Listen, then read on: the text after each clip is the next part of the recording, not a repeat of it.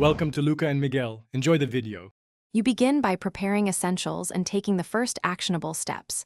Attach a wired connection if wireless lags. Reliability saves time. Next, collect ID, Form 1099 info, payment email, and a clean spreadsheet template. This prevents interruptions. Once done, open the data entry platform, sign in, and enable two-step authentication to secure access.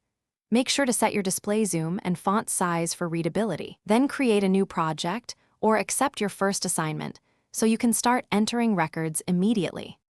You now move into detailed execution and efficiency.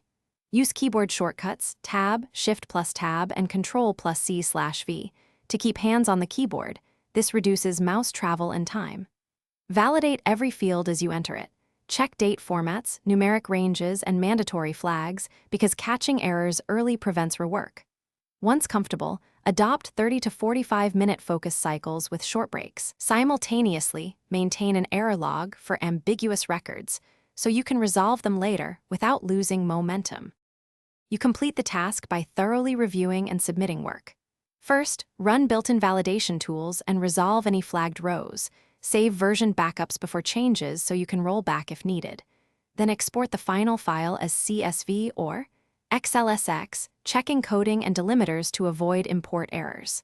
Finally, submit through the platform or email, confirm receipt, and log the confirmation ID. If something goes wrong, retry export after clearing cache and revalidate the file before resending. This usually fixes format issues. Thanks for watching and please subscribe. It's the best investment you'll ever make.